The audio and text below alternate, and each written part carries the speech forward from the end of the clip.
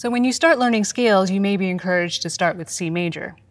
And this is perfectly understandable because when we start learning piano, there's a bit of an obsession with middle C. We learn to identify middle C first and then all of the notes around it. We learn to put our hands in C position as it's taught. Your first pieces may be in C major because the white keys are a little less daunting than using some of these scary black keys.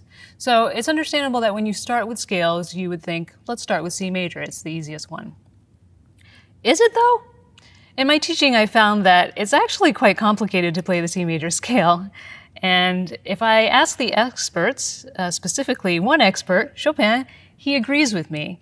And we have writings from his students that described his teachings in various facets. And on scales, they report that Chopin would teach C major last, as he considered it one of the most difficult scales.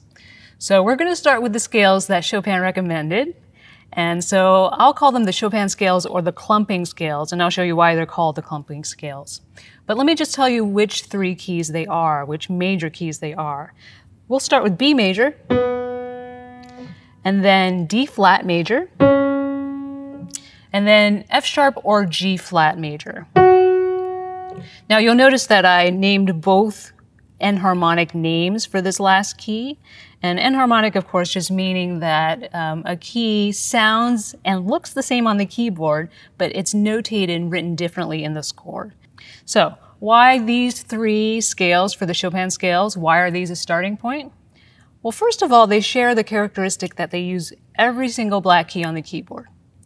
And one of the fingering principles is that long fingers like to go on black keys, and short fingers like to go on white keys. And I'll show you where Chopin would put his student's hand to start. And that's right here on the upper half of the B major scale.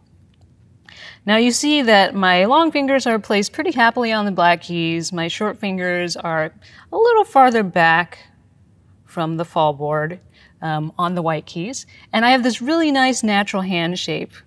It's got a nice curve to it. If I just drop my hand, it's roughly the same shape that I would get if my hand were at rest. So Chopin thought that this was an ideal starting place. And same thing here.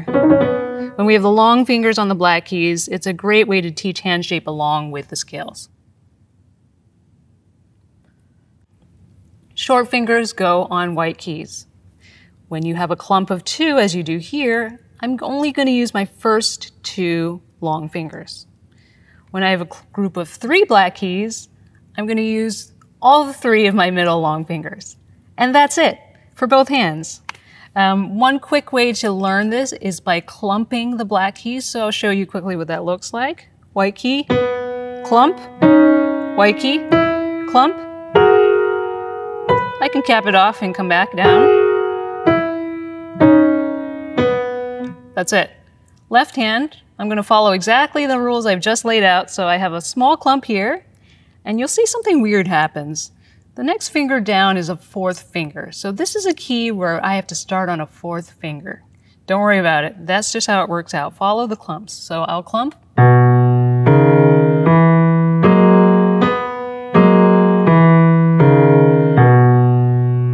And if I want, I can separate all the notes out into the scale automatically because I know where my fingers go.